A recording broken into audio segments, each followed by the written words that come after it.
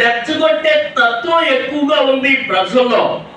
దేవుడు వాక్యం చెప్తుంది ఏమనంటే, నువ్వు దేవుని కుమారుడు అయితే రెచ్చగొట్టడం, కోపం రప్పించడం, పౌరుషం రప్పించడం.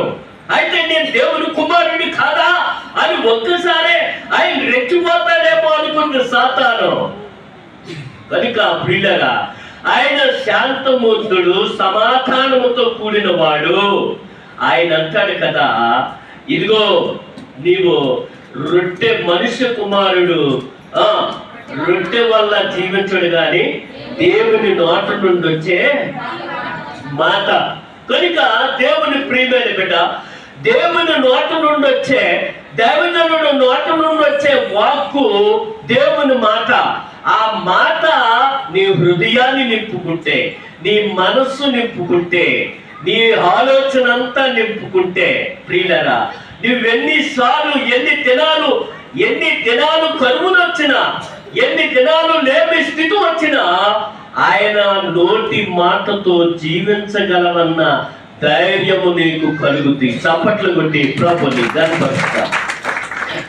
కనుక ప్రియులారా, అందుకు నీ సాతాను మరలా ఈ మాటకి సమాధానం చెప్పలేక మరలా రెండోసారి ఎక్కడికి వెళ్ళిందంటే, పవిత్రమైన పరిశుద్ధమైన దేవాలయంకు తీసుకుని వెళ్ళి అక్కడ అంటారు కదా, నువ్వు దేవుని కుమారుడు అయితే నువ్వు అక్కడి నుంచి కిందకే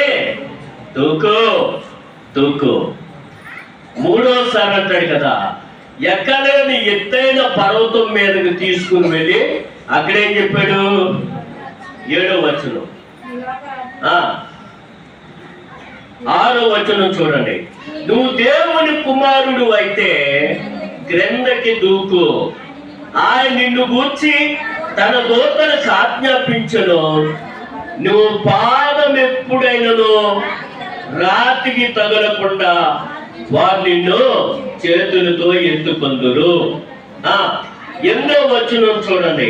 మరలా అపవాది మిగుల ఎత్తైన యొక్క కొండ మీదకి ఆయనను తోడుకుని పోయి ఈ లోక రాజ్యములన్నిటినీ వాటి మహిమను ఆయనకు చూపించి, నువ్వొక్కసారి నమస్కారం చూస్తే ఇదిగో ఈ రాజ్యం అంతా కూడా నీకు ఇచ్చేస్తాను, ఈ రాజ్యం నీకు ఇచ్చేస్తాను. కనుక నీవు ఒక్కసారి నాకు సాగిలపడు.